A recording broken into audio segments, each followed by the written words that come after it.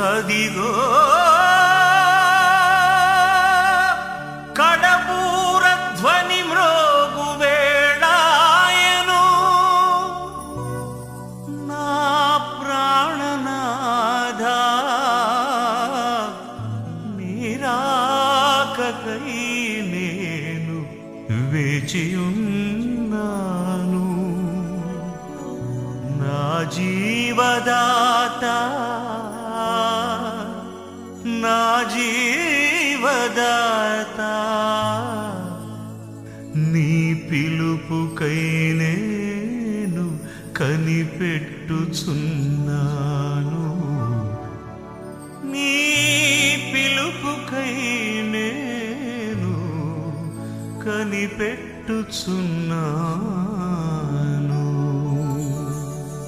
ప్రభువైన యేసుక్రీస్తు నామములో మీ అందరికీ నా హృదయపూర్వక వందనాలు. శిలువ దినాల్లో శిలువ ధ్యానంలో మనం ఉన్నాం. ఏప్రిల్ రాసిన పత్రిక 12వ అధ్యాయం. ఇంత గొప్ప సాక్షి సమూహం మేఘం వల్లే మనలను ఆవరించి ఉన్నందున మనము కూడా ప్రతి భారమును సులువుగా చిక్కులుపెట్టి పాపమును విడిచిపెట్టి విశ్వాసముకు కర్తయు దాన్ని కొనసాగించువాడైన యేసు వైపు చూచుచు మన ఎదుట ఉంచబడిన పందెములో ఓపికతో పరిగెత్తుదాం. ఆయన తన ఎదుట ఉంచబడిన ఆనందము కొరకై అవమానం నిర్లక్ష్యపెట్టి శిలువను సహించి దేవుని సింహాసనం యొక్క కుడిపార్శ్వమున ఆసీనుడై ఉన్నాడు. మీరు అలసట పడకయు మీ ప్రాణములు ఇసుకకయు ఉండునట్లు పాపాత్ములు తమకు వ్యతిరేకంగా చేసిన తిరస్కారమంతయు ఓర్చుకునిన ఆయనను తలంచుకొనుడి. యేసును తృణీకరిస్తూ ఉన్నారు. యేసును సిలువకు అప్పగించారు. యేసును సిలువకు అప్పగించింది నీ పాపం, నా పాపం. మన పాపాలు యేసును సిలువకు అప్పగించాయి. అయితే యేసు ఏం చేస్తున్నాడు? ఓర్చుకుంటున్నాడు. ఎందుకని? నేను వచ్చింది చనిపోవడానికే, నేను వచ్చింది ప్రాణం పెట్టడానికే. ఇప్పుడు యేసు ఆయన మీద చేసిన నిందలను అవమానాలను ఓర్చుకుంటూ ఉన్నాడు. 2వ దశలను రాసిన పత్రిక 1వ అధ్యాయం 8వ వచనంలో మిమ్మును శ్రమపరిచి వారికి రేపు తీర్పులో శ్రమ ఉంటుంది. అప్పుడు తీర్పులో నిలబడ్డ వాళ్ళందరూ ఓర్చుకోలేని వాళ్ళు, ఓర్చుకున్న వాళ్ళందరూనేమో యేసు వెనకాల నిలబడి ఉంటారు. ధైర్యంగా కిరీటం ధరించుకొని ఉంటారు. ఓర్చుకోలేని వాళ్ళు, పడిపోయిన వాళ్ళు, చెడిపోయిన వాళ్ళు, క్రైస్తవులు ఉంటారు, పడిపోయిన వాళ్ళు ఉంటారు, త్రాగుబోతులు ఉంటారు, అబద్ధాలు ఆడేవాళ్ళు ఉంటారు, కోప్పడేవాళ్ళు ఉంటారు, విగ్రహార్థికులు ఉంటారు, అన్యజనులు ఉంటారు. ఈ అన్యజనులతో పాటు ర్యాప్చర్కి లేపబడలేని క్రైస్తవులు కూడా చివరి తీర్పుకి, చివరి తీర్పుకి వచ్చేస్తారు. అంటే ఇప్పుడు అన్యులు, క్రైస్తవులు రెండు ఒకే కేటగిరీలో ఉన్నారు. అంటే వీళ్ళు మారుమనసు పొందారు కానీ మళ్ళీ పాపానికి తిరిగి వెళ్ళిపోయారు. పాపాన్ని జయించలేదు, పాపాన్ని వ్యతిరేకించలేదు. వాళ్ళు ఏ స్థితికి వెళ్ళారు? మళ్ళీ మొదటి స్థితికి వెళ్ళారు.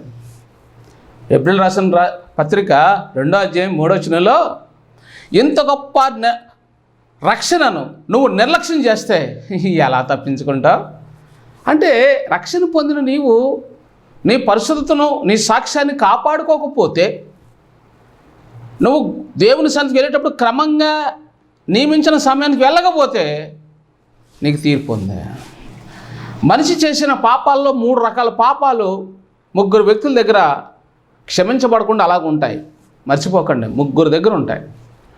ఒకటి నీ శరీర కార్యాలు. ఒక పాపము నువ్వు మరణించక నీ కూడా వచ్చి నీ శరీరము నీ మీద దోషారోపణ చేస్తుంది. అదే రోమపత్రిక 7వ అధ్యాయంలో ఉంది, మీరు చూసుకోండి. అదేం చేస్తుందంటే శరీర కార్యములు స్పష్టమై ఉన్నవి. శరీర కార్యాలు ఏం చేస్తాయంటే నిన్ను తీర్పులో నిలబెడతాయి. నువ్వు పలానా తప్పు మాత్రం చేస్తూనే ఉన్నావు అని అంటది. నీ కాళ్ళు కూడా నీ మీద నేరస్థాపన చేస్తాయి. నీ చేతులు కూడా నీ మీద నేరస్థాపన చేస్తాయి. నీ చేతులే నిన్ను తప్పు పడతాయి, నీ కాళ్ళే నిన్ను తప్పు పడతాయి, నీ శరీరం తలంపులే నిన్ను తప్పు పడతాయి. జకర్యా గ్రంథంలో ఇతను మలిన వస్త్రాలతో ఉన్నాడని యెహోషువ మీద సాతాను చేసింది, నేరస్థాపన చేసింది. అలాగే నీ పాపాలన్నీ క్షమించబడిన తర్వాత ఒక పాపం వాడి దగ్గర పెట్టుకుంటాడు సాతాను. ఇతను క్షమార్హుడు కాదనే రేపు తీర్పులో వాడు ఆ పాపాన్ని ఇతను పదే చేశాడు, ఒప్పుకున్నాడు, క్షమించమన్నాడు, మళ్ళీ చేశాడు. ఒప్పుకున్నాడు, క్షమించుకున్నాడు, మళ్ళీ చేశాడు అని చెప్పి నీ మీద నేరస్థాపన చేస్తాడు. నువ్వు చేసిన పాపం ఏంటో చెప్పనా? నియమించిన సమయానికంటే ఒక అరగంట లేటుగా వెళ్తావు గుడికి, అది పాపం. నువ్వు దేవునికి ఇవ్వాల్సిన దర్శన భాగం ఉంటుంది చూసారా, ఎవరు అందుకే నీ చేతులు కూడా నువ్వు దేవుడికి ఇవ్వాల్సిన ఇవ్వలేదు కదా అని చెప్పి నీ చెయ్యి కూడా నీ మీద సాక్ష్యం చెప్తుంది. నీ లెగ్, నీ కాళ్ళు కూడా నీ మీద సాక్ష్యం చెప్తే నువ్వు లేటుగా వెళ్ళావు. ఎప్పుడు లేటుగానే వెళ్తావు నువ్వు పాపి. ఎలా పరలోకంలోకి అడుగుతావో నీ కాళ్ళు కూడా నీ మీద నేరస్థాపన చేస్తాయి. అందుకనే చివరి గ్రంథం, ప్రకటన గ్రంథం 11 మొదటి వచనంలో సంఘంలో అంటే మందిరంలో పూజించమని లెక్క పెట్టుము అన్నాడు. అంటే వీళ్ళు కాళ్ళు కట్టుగా ఉన్నాయా, వీళ్ళ చేతులు కట్టుగా ఉన్నాయా, వీళ్ళ తలంపులు కట్టుగా ఉన్నాయా, లెక్కలు వెయ్యి అంటే లెక్కలు జమగట్టారు. నీ లెక్కలో నువ్వు కట్టుకున్నావా? అంత ఎందుకండి, నేనే ఉన్నాను. మీరు ప్రార్థన చేయమన్నారు, నేను ప్రార్థన చేస్తున్నాను. నీ పేరు ఫలానా, అక్కడ బ్రాకెట్లో మీ పేరు పెట్టుకోండి. మరి ఎంతోమంది ఉన్నారు కదా. మీ పేరు రోడా గ్రేస్, మీకోసం షామీల్ కోసం ప్రార్థన. షామీల్ మ్యారేజ్ అవ్వాలి నేను చేస్తున్నాను. మీరు నెలకు నాకు జీతం ఎంత ఇస్తున్నారు? అది కూడా తీర్పులోకి వస్తుంది. నెలంతా ప్రార్థన చేశాడు ఈ దైవజనుడు, నువ్వు ఎంత ఇచ్చావనో కూడా అడుగుతారు. అది కూడా నీకు పాపమే.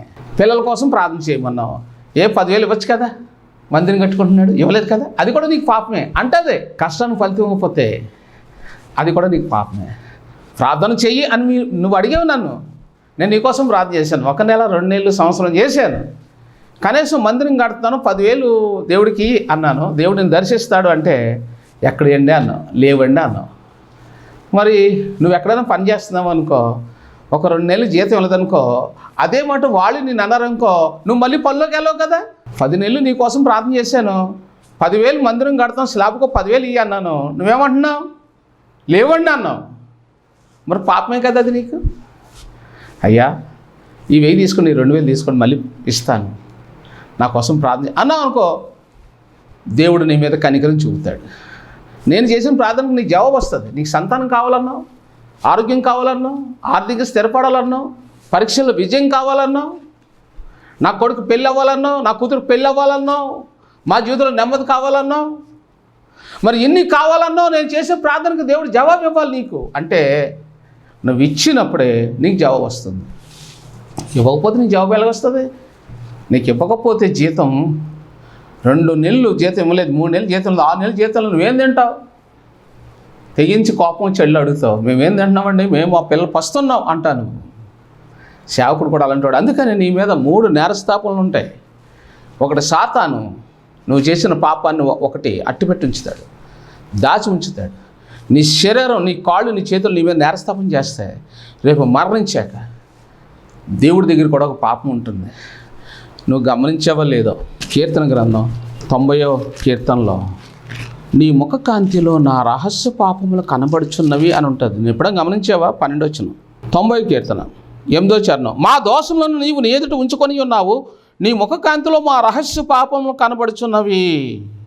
నీ ఉగ్రతను భరించుచూనే మా దినములన్నయూ గడిపితిమి, నిట్టూర్పు విడిచినట్టు మా జీవిత కాలము జరుపుకొందును. ఏమండే నీ ఉగ్రత భరిస్తున్నారంట. అంటే ఏంటది ఉగ్రత? అవతల వ్యక్తి ప్రార్థన నీ కోసం చేస్తున్నాడు, ఆ వ్యక్తి ప్రార్థన అయితే చేస్తున్నాడు, నువ్వు ఆ వ్యక్తిని గమనించడం లేదు. ప్రార్థన నీ కోసం చేస్తున్నాడు కదా, అది కూడా అతను కూడా ఒక కూలివాడే. ఉదాహరణగా నేను మీ ముందు ఉన్నానండి, మీకోసం నేను ప్రార్థన చేస్తాను, నీకోసం, నీ భార్య, మీ పిల్లల కోసం, నీ రాకపోకల కోసం నేను ప్రార్థన చేస్తున్నాను.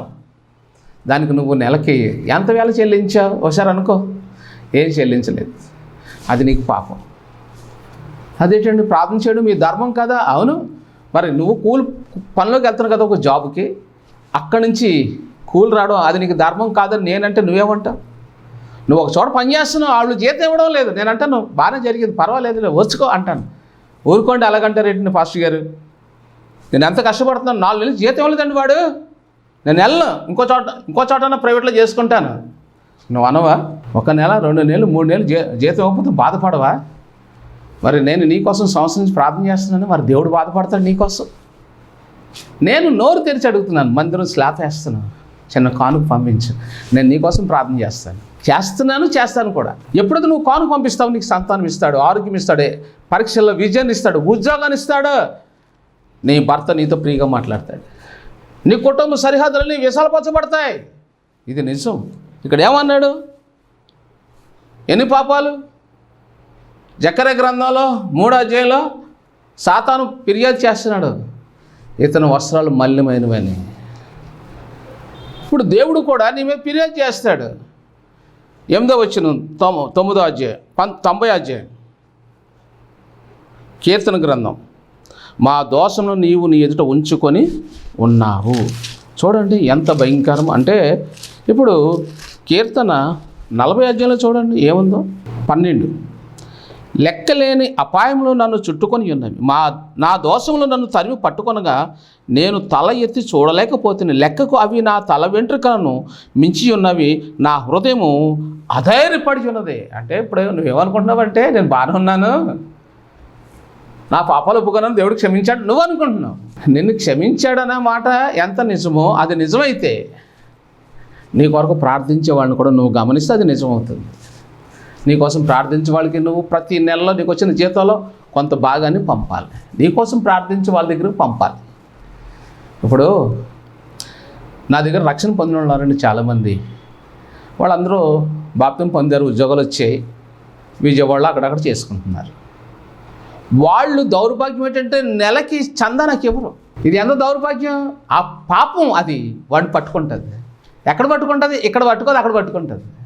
అగో అంటాడు దేవుడు, నీ దైవజనుడు నీకు బాప్తిసం ఇచ్చాడు కదా, అవును, మరి నువ్వు దశమ భాగం ఎందుకు ఇవ్వలేదు? ఆ దైవజనుడు నీ కోసం ప్రార్థన చేశాడు కదా, అవును, మరి అతనికి నెలకు ఒక 2,000 3,000 నీ సొమ్మేం పోయిందని అడుగుతాడు. ఏం చెప్తావు? తండ్రిని తప్పు అయిపోయింది, ఇప్పుడు ఇస్తాను. ఎక్కడొస్తాయి? చచ్చిపోయాక. ఎక్కడిస్తావు? చచ్చిపోయాక. నువ్వు తీర్పులో ఉన్నప్పుడు నువ్వు ఇంకేమి ఇవ్వగలుగుతావు? అది నీ పాపం పట్టుకుంటుంది. మర్చిపోకి ఈనాటి అంశం పేరు ఏంటో తెలుసా? శ్రేష్టమైన దేశం కొరకు విశ్వాసంతో మృతి పొందిరి. అంటే శ్రేష్టమైన దేశం కోసం ఆనాడు అపోస్తులు కూడా ఏం చేశారంటే తమకున్న డబ్బును వదిలేశారు, ఇల్లులు వదిలేశారు, స్థలాలు వదిలేశారు, హోదా వదిలేశారు, చివరికి క్రీస్తు కొరకు హతసాక్షులై చనిపోయారంటండి. వాళ్ళు ప్రాణాలనే వదిలేశారు. మరి యేసుక్రీస్తు నీ కొరకు ప్రాణం పెట్టాడు కదా, దాని వేల ఎంత? ఆఫ్టర్ ఆల్ నువ్వు ఇచ్చే దశమభాగం ఎంత? ఆయన నీ కొరకు పెట్టిన ప్రాణం, నీ పాపక్షమాపణ, నిన్ను ఆశీర్వదించిన దానికి వెల ఎంత? నువ్వు వెల చెల్లించలేవు. అది కూడా చెల్లించకపోతే మరి నీ పాపం కదా. నీ కొరకు ప్రార్థించే వ్యక్తికి నెలకి ఒక 2,000 3,000 ఇవ్వలేదంటే అది నీకు పాపం. ఖచ్చితంగా చెప్తున్నాను. బొంబాయిలో ఉన్న వాళ్ళ గురించి, క్వైట్లో ఉన్న వాళ్ళ గురించి, అమెరికాలో ఉన్న వాళ్ళ గురించి, కెనడాలో ఉన్న వాళ్ళ గురించి, వాషింగ్టన్లో ఉన్న వాళ్ళ గురించి, విశాఖపట్నంలో ఉన్న వాళ్ళ గురించి, గుంటూరులో ఉన్న వాళ్ళ గురించి, విజయవాడలో ఉన్న వాళ్ళ గురించి, తెనాల్లో ఉన్న వాళ్ళ గురించి, హైదరాబాద్లో ఉన్న వాళ్ళ గురించి, బెంగళూరులో ఉన్న వాళ్ళ గురించి, ఢిల్లీలో ఉన్న వాళ్ళ గురించి, ఇండియాలో నేను ఎన్ని రాష్ట్రాలు తిరిగానో వాళ్ళందరి గురించి ప్రార్థన చేస్తాను ప్రతి దినం. నెల వచ్చేటప్పటికి వాళ్ళు ఎవరన్నా నాకు దశమ భాగం పంపారంటే 3 ఉన్నారు. నాకు దశమ భాగం పంపే ఒక చెల్లి ఉంది, ఆమె పేరు అర్చన. ఇంకో సహోదరు ఉంది మహాలక్ష్మి. ఇంకో సహోదరు ఉంది నూతన శాంతి. నెలకు వచ్చేటప్పుడు వీళ్ళు ఖచ్చితంగా నాకు దశమ భాగం పంపిస్తారు. మిగతా వాళ్ళు కొంతమంది అప్పుడప్పుడు ఏమో, అది కూడా చెప్పలేము. అందుకని నేనేం చెప్తున్నానంటే ఈరోజు ఈ వాక్యం ద్వారాగా నువ్వు ఎవరై ఉన్నా సరే, నేను కట్టే ఈ మందిరానికి, ఈ మందిరం పైన స్లాబ్ వేస్తున్నాను, చిన్న కానుక పంపుకోగలిగితే దేవుడు నిన్ను ఆశ్రయించబోతూ ఉన్నాడు, నీ పరిస్థితులు మార్చబోతూ ఉన్నాడు. కాబట్టి నీ జీవితంలో ఈ విషయాన్ని గుర్తుపెట్టుకో. ఏప్రిల్ రాసిన పత్రిక 10వ అధ్యాయం 22:10-22 మనస్సాక్షి కల్మషం తోచకుండానట్లు ప్రోక్షింపబడిన హృదయములు గలవారును నిర్మలమైన ఉదకంతో స్నానం చేసిన శరీరంలో గలవారనై ఉండి విశ్వాస విషయంలో సంపూర్ణ నిశ్చయత కలిగి యథార్థమైన హృదయంతో మనము దేవుని సన్నిధానమునకు చేరుదుము. నువ్వు యథార్థమైన హృదయంతో దేవుని సన్నిధికి చేరాలి. నీకు అంతం రాబోతూ ఉంది, ప్రజల మీద సడన్గా మరణం రాబోతుంది. అయితే నీకు యథార్థమైన హృదయం నీకు కావాలంటే ఎవరికి చెల్లించవలసింది వారికి చెల్లించాలి. నువ్వు దేవుడికి ఇవ్వాల్సింది దేవుడికి ఇవ్వాలి. ప్రార్థించే వాళ్ళు ఉంటారు, వాళ్ళకి నువ్వు ఇచ్చినప్పుడు దేవుడు చేరుతుంది. యథార్థమైన హృదయంతో. ఇక్కడ 35వ వచనంలో కూడా ఏం రాస్తుంది? కాబట్టి మీ ధైర్యం విడిచిపెట్టకూడదు, దానికి ప్రతిఫలముగా గొప్ప బహుమానం కలిగి నువ్వు ఎప్పుడైతే నమ్మకంగా ఉంటావో అది యథార్థమైన హృదయం. ఎవరికి ఇవ్వాల్సింది వాళ్ళకి ఇవ్వాలి. నీకోసం ప్రార్థన చేస్తున్నారు కదా, నువ్వు ప్రార్థన చేయమని అడిగావు కదా, అక్కడే స్టార్ట్ అయింది. నీ కొరకు వాళ్ళు పని చేస్తున్నారు. మా కోసం ప్రార్థన చేయండి నువ్వు ఎవరినైతే అడిగావో వాళ్ళు ప్రార్థన చేస్తున్నప్పుడు వాళ్ళు నీ కొరకు పని చేస్తున్నారు. ఆ పనికి వెల నువ్వు చెల్లించాలి. చెల్లించకపోతే అది నీకు పాపం. మరో మాట ఇక్కడ రాస్తుంది 11వ అధ్యాయం హెబ్రీ 13వ వచనం. వీరందరూ ఆ వాగ్దాన ఫలము అనువింపకపోయినను దూరం నుండి చూసి వందనం చేసి తాము భూమి మీద పరదేశం యాత్రలో ఉన్నామని ఒప్పుకొని విశ్వాసం గలవారే మృతి పొందిరి. ఇలాగూ చెప్పువారు తమ స్వదేశంను వెతుకుచున్నామని విషదపరుచుచున్నారు కారా. వారు ఏ దేశం నుండి వచ్చిరో ఆ దేశంను జ్ఞాపకం ఉంచుకున్న ఎడల మరలా వెళ్ళుటకు వారికి వీలు కలిగి ఉండును. అయితే వారు మరి శ్రేష్టమైన దేశమును అనగా పరలోక సంబంధమైన దేశమును కోరుచున్నారు. అందుచేత తాను వారు దేవుడని అనిపించుకుంటకు దేవుడు వారిని గుర్చి సిగ్గుపడడు. ఏలయనగా ఆయన వారి కొరకు ఒక పట్టణము సిద్ధపరిచి ఉన్నాడు. చూసారా, దేవుడు నీ కొరకు నా కొరకు ఒక పట్టణం సిద్ధపరిచాడు. నీవు నేను దేవుడు న్యాయపీఠం దగ్గర నిలబడాలి. న్యాయపీఠం దగ్గర నిలబడినప్పుడు నీకెంత కిరీటం నాకు అంత కిరీటం ఇవ్వాలి. నాకేమి కిరీటం ఇస్తాడో నీకు అంతే ఇవ్వాలి. నాకంటే ఎక్కువ నీకే ఎక్కువ ఇవ్వాలి. ఎందుకంటే నేను నీకోసం ప్రార్థన చేస్తున్నాను. నువ్వు సంతోషంగా దేవుని కిరీటం పొందుకోవాలని, గర్భఫలం పొందాలని, ఆరోగ్యం పొందుకోవాలని, నీ భర్త నీకు లోబడి ఉండాలని, నీ పరీక్షల్లో నీకు విజయం రావాలని, నువ్వు గవర్నమెంట్ ప్రభుత్వ ఉద్యోగంలో నువ్వు ఉండాలని, నువ్వు ఆగిపోయిన ఇల్లు కట్టుకోవాలని, సొంత ఇల్లు కట్టుకోవాలని, నీ పునర్నిర్మాణం కోసం ప్రతి విషయంలో ఆత్మీయాత్రలో నేను నీకోసం ప్రార్థన చేస్తాను. కానీ నా కన్నీళ్ళు చివరికి మిగిలే ఉంటున్నాయి. నీ కొరకు నేను కాల్చిన కన్నీళ్ళలాగా ఉన్నాయి. అందుకని నీ జీవితంలో నేను కాల్చిన కన్నీరు నెరవేరడం లేదు. ఎందుకు నెరవేరడం లేదంటే నీ చెయ్యి అపిస్తుంది జరగకుండా. నేను కష్టపడి నీకోసం మోకాళ్ళ మీద ఉండి నీకోసం కన్నీరు కడుతున్నాను, కానీ నువ్వు నాకేం పంపడం లేదు, నన్ను గుర్తించడం లేదు. 1వ తారీఖు వచ్చింది, నువ్వు నాకేమి ఇవ్వాలి? నీకు వచ్చిన జీతంలో కొంచెం భాగం నాకు ఇవ్వాలి. సరే, నీకు ఉద్యోగంలో కూలి పని చేసుకుంటున్నావు కదా, నీ కూలి పని చేసిన దాంట్లో నువ్వు కొంత భాగం తీసి ఏం చేస్తావు? మీ చర్చకి ఇస్తావు. మంచిదే, కానీ నీకోసం ప్రార్థన చేస్తున్నాను నేను. నాకు కూడా చిన్న కానుక పంపొచ్చు, దశభాగం కాదు, చిన్న కానుక. ఎందుకని? నేను మందిరం కడుతున్నాను కాబట్టి. నేను ఎప్పుడు అడగను ఎవరిని కూడా. మందిరం కడుతున్నాను కాబట్టి నేను అడుగుతున్నాను. నువ్వు ఇస్తే దేవుడు నీ కొరకు శ్రేష్టమైన దేశంలో నీకేమిస్తాడు? భాగం ఇస్తాడు. ఇక్కడే వాడుకుంటాడు. ఇక్కడ చూడండి, దేవుడు అద్భుతమైన వాక్యాన్ని ఇక్కడ పెట్టి మనతో ప్రభు మాట్లాడుతూ ఉన్నాడు. ఏం మాట్లాడుతున్నాడు ఆయన? ఏప్రిల్ రాసిన పత్రిక 12వ అధ్యాయాన్ని మనం 12వ వచనాన్ని మనం ముందుకు వెళ్తూ ఉన్నాం. 12వ అధ్యాయము 1-2 వచనాల్లో ఇక్కడ యేసుక్రీస్తు ఎలా ఉంటుంది? యేసు వైపు చూస్తూ మన ఎదుట ఉంచబడిన పందెములో ఓపికతో పరిగెత్తుతాం. ఆయన తన ఎదుట ఉంచబడిన ఆనందం కొరకే, ఆయన తన ఎదుట ఉంచబడిన ఆనందం కొరకే అవమానం నిర్లక్ష్య పెట్టి, నువ్వు అవమానం పక్కన పెట్టు, నిన్ను నిందించే నిందలు పక్కన పెట్టు. నువ్వు నిందలు పక్కన పెడితేనే కానీ ఆస్వాదించబడలేవు. ఆ నిందతోనే నువ్వు కృంగిపోతూ ఉన్నట్లయితే ఓడిపోతున్నావు అనమాట. నిన్ను ఎవరు నిందించారో పక్కన పెట్టు. నీకు ఏ శ్రమ ఎదురైంది పక్కన పెట్టు. నీకు వచ్చిన అవమానాలు పక్కన పెట్టు. నువ్వు మేలు చేసావు, కీడు ఎదుర్కొంటున్నావు, దేవుడు నీకు ప్రతిఫలం ఇవ్వబోతున్నాడు. ఓర్చుకో. ఎందుకంటే ఇక్కడ రాసి ఉంది ఏమనంటే, అవమానం నిర్లక్ష్య పెట్టి సిలువను సహించి దేవుని సింహాసనం యొక్క కుడిపాసున ఆశ్రయుడై ఉన్నాడు. అంటే నిర్లక్ష్యం చేశాడంటే యేసుప్రభు అవమానాన్ని నీ కొరకు నిర్లక్ష్యం చేశాడు. అవమానాన్ని నిర్లక్ష్యం చేశాడు యేసుప్రభు. అవమానాన్ని ఎదిరించాడు, ఓర్చుకున్నాడు. అయితే ఆయన ఎక్కడికి వెళ్ళిపోయాడు? ఓర్చుకున్నాడు కాబట్టి తండ్రి కుడిపార్శ్వానికి వెళ్ళాడు. ఇప్పుడు నువ్వు యేసుక్రీస్తు పక్కకి వెళ్ళాలంటే నువ్వు కూడా నీకున్న నిందల అవమానాలు ఏం చేయాలి?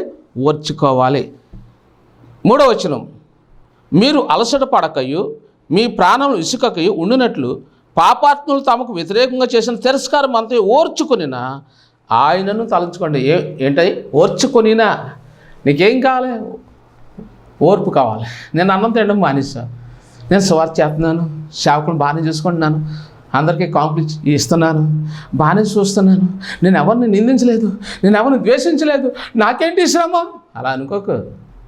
ఆఫీస్ పడకమ్మా, ఆఫీస్ పడకు, ఓర్చుకో. నేను నీకు ముందే చెప్పాను మీ ఇంటికి వచ్చి ప్రార్థన చేస్తానని, నువ్వు లెక్క చేయలేదు. దేవుడు చెప్పాడు వెళ్ళు ప్రార్థన చేయి, ఆమె పిలిస్తేనే వెళ్ళు అన్నాడు. నువ్వేం చేసావు? నన్ను చనచూపు చూశాను. దేవుడు చెప్తున్నాడు నీ సంతానం కోసం మీ ఇంటికి వచ్చి ప్రార్థన చేస్తాను, నువ్వు పట్టించుకోలేదు కదా. అందుకని దేవుడు నీకు శ్రమలు పంపించాడు. నీకు ఎందుకని? ఎవరి కోసం? నా కోసమే, నీ కోసం. నా కోసం నీకు శ్రమలు వచ్చాయి. నేను వస్తానంటే నువ్వు పట్టించుకోలేదు. నువ్వు అనుకున్నావు నేను అందుబాటులో ఉన్నాను. లేను, నేను నీ అందుబాటులో ఏమి లేను. నేను ఎక్కడో ఉన్నాను, ఆకాశవంత ఎత్తులో ఉన్నాను. నీ దగ్గర రావాలంటే చాలా శ్రమ. నాకు 10,000 ఖర్చు పెట్టుకొని 20,000 ఖర్చు పెట్టుకుని నీ దగ్గరకు వస్తానంటే నువ్వు చిన్నచూపు చూసావు. అరే పిలిచినట్టే ఫోన్ చేశాను లేదు వచ్చేస్తాను అంటున్నాడు ఆయన. చిన్నచూపు చూసావు. దేవుడు నన్ను పిలిస్తే వచ్చాను. నువ్వేమిచ్చావు దేవుడికి చెప్పు? నువ్వేమిచ్చావు చెప్పు? నేను నా జీవితాన్ని క్రీస్తుకి ఇచ్చాను. బాల్యంలో 100 కోట్లు వదిలేశాను, ₹1,00,000 ఉద్యోగం వదిలేశాను, దేవుని కొరకు రిక్తుడిగా వచ్చాను. 48 సంవత్సరాలు సేవ చేసుకుంటూ వచ్చి మీ ఇంటికి వచ్చి ప్రార్థన చేస్తున్నామా, దేవుడు నీకు కార్యం చేస్తాడు, నిన్ను అభిషేకిస్తాడు, నీకు సంతానం ఇస్తాడు, నీ పరిస్థితి మెరుగుపరుస్తాడు అని చెప్తే చిన్న చూపు చూసావు. లేదండి నువ్వు అంటావు. నువ్వు పిలవకపోవడమే నీకు పాపం. యేసు ఇక్కడ చెప్తూ ఉన్నాడు నీ కోసం ఓర్చుకున్నాను నేను. కాబట్టి ఇక్కడ ఖచ్చితంగా క్రీస్తు ఏం చెప్తున్నాడు తెలుసా? ఇక్కడ వారు ఏ దేశం నుండి వచ్చిరో జ్ఞాపకం ఉంచుకో అనగా మనము పరిశుద్ధ పట్టణమైన సియోన్లో నివసించు క్రైస్తవులంతా క్రీస్తు శిలువ అనే అమ్మ కడుపులో నుండి పరదేశులుగా క్రీస్తు వచ్చినట్లే మనమంతా పుట్టాం. క్రీస్తు ఈ లోకంలో నీకోసం ఎలా పుట్టాడో శిలువలో ఆయన మరణించినప్పుడు నువ్వు నేను మనమందరం శిలువ యేసుక్రీస్తు కడుపులోంచి పుట్టాం. నువ్వెవరు బిడ్డవి? క్రీస్తు బిడ్డవి. క్రీస్తు బిడ్డ అయితే క్రీస్తు నీ కొరకు శ్రమలు ఓర్చుకున్నాడు. ఇప్పుడు తిరిగి నువ్వు కూడా క్రీస్తు కొరకు శిలువ అమ్మ కొరకు నువ్వు కూడా ఓర్చుకోవాలి. క్రీస్తే మీ అమ్మ, క్రీస్తే మా అమ్మ. నీకు నాకు అమ్మ క్రీస్తే. ఆయన ఓర్చుకున్నాడు, నువ్వు ఓర్చుకోవాలి. అండ్ చిన్న పిల్లోడు నేను, నన్నే కొట్టారు. 10 ఏళ్ళు ప్రయాణాలకు ఆయనలో కొట్టారు. పర్లేదులే నాకేం బాధ కలలేదు అన్నాను పోలీసులతో. 1984లో 12-13 సంవత్సరాల వయసులో నన్ను బొంబాయిలో పోలీస్ స్టేషన్ కొట్టారు అన్యాయంగా. నిర్దోషంగా బయటకు వచ్చానులేండి. తర్వాత వాళ్ళు మామూలుగా కొట్టలేదు, ముక్కుల నుంచి కళ్ళ నుంచి చెవుల నుంచి రక్తం వచ్చింది. 13 ఏళ్ళు ఎవరో దొంగతనం చేస్తే నేను దొంగతనం చేశానని 6 నెలలు జైల్లో పెట్టారు. తర్వాత ఆ దొంగతనం చేసినాడు దొరికాడు, పోలీసులకి లోపల వేశారు. అరే నిర్దోషులు కొట్టేసామన్నారు. నన్ను నేను చిన్న కుర్రాడిని, పోన్లే ఇది కూడా దేవుడికి మేలే అనుకున్నాను. ఖైదీలకు సువార్త ప్రకటించే భాగ్యం నాకు కలిగింది అనుకున్నాను. చిన్నవాడిని నేను, పెద్దదాను. నీకు వయసు ఉంది ఓర్చుకోవడానికి, నాకు వయసు లేదు. అప్పుడే ఓర్చుకున్నాను, ఇప్పుడు దాకా ఓర్చుకుంటున్నాను. ఇప్పుడు దాకా శ్రమలే. నాకు మంచి ఇల్లు లేదు. నాకు ఇప్పుడు నేను చర్చికి స్లాబ్ వేస్తున్నాను. ప్రియులారా చిన్న కానుక పంపి నాకు సహాయం చేయండి. దేవుడు మిమ్మల్ని దీవిస్తాడు. మీ తరపున నేను చేసే ప్రార్థన జవాబిస్తాడు. కువైట్లో ఉన్న సహోదరులారా, విశాఖపట్నంలో, బెంగళూరులో, హైదరాబాద్లో, సికింద్రాబాద్లో, కలకత్తాలో, ముంబైలో, కువైట్లో ఉన్న మా సహోదరులు, విజయవాడలో, తెనాల్లో ఎక్కడున్నారు మీరు ఏ ప్రాంతంలో సరే ఈ మందిరం ఈ 10వ తారీఖు స్లాబ్ వేస్తాం. మీరు వెంటనే ఫోన్ చేయండి. ఆ ఫోన్పే నెంబర్ స్క్రీన్ మీద ఉంది. చిన్న కానుక పంపి నాతో సంప్రదించండి. నేను మీకోసం చేసే ప్రార్థనకి దేవుడు ఖచ్చితంగా జవాబిస్తాడు. సహోదరి సహోదరులారా, క్రీస్తు నీ కొరకు శ్రమపడి తిరిగి లేచాడు. ఆయన నీ ఓర్పు కోసం ఎదురు చూస్తున్నాడు, నీ సహనం కోసం ఎదురు చూస్తున్నాడు. కాబట్టి ఆయన వస్తున్నాడు తీర్పు తీర్చడానికి. ఆయన వస్తున్నాడు నీకు కిరీటం ఇవ్వడానికి. ఆయన వస్తున్నాడు నీకు జీవకిరీటం ఇవ్వడానికి. ఆయన గ్రంథం తెరిచి నీకు కిరీటం ఇవ్వబోతున్నాడు. ఈ వాక్యము యేసులో ఉన్న ఓర్పు, యేసుక్రీస్తులో ఉన్న సహనం, యేసుక్రీస్తులో ఉన్న త్యాగం మీ అందరికీ దేవుడు అనుగ్రహించి ఆశ్రయించండి. పరిశుద్ధుడు ఈ వాక్యమైన బిడ్డలందరినీ దీవించండి. ఈ వాక్యపు వేళలో ప్రతి బిడ్డ సిద్ధపరచండి. మహిమ ఘనత మీరు పొందండి. యేసుక్రీస్తు నామములో ప్రార్థిస్తున్నాం తండ్రి. వందనాలు.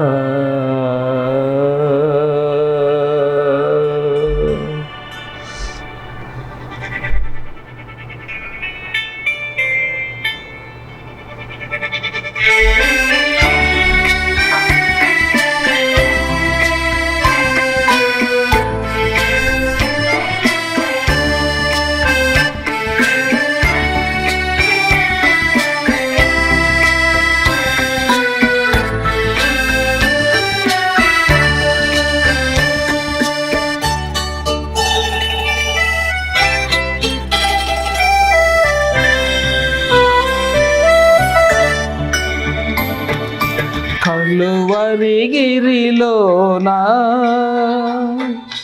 తులువలు మగుమాకై కలువరిగిరిలోనా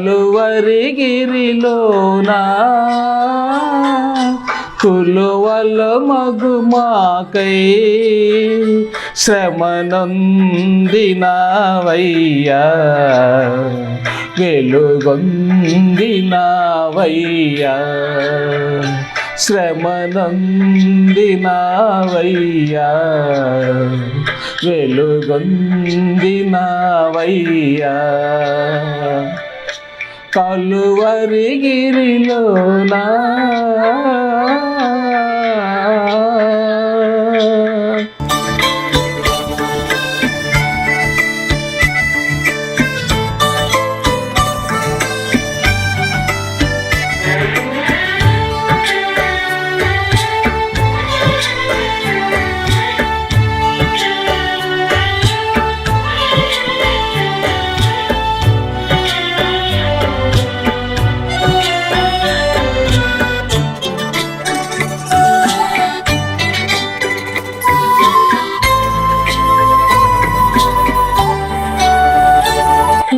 పాపము చేసినదెవరో ఎవరో నీ మనసులుగా చిరుపాకి చేష్టలతో ఆనందించిరిగా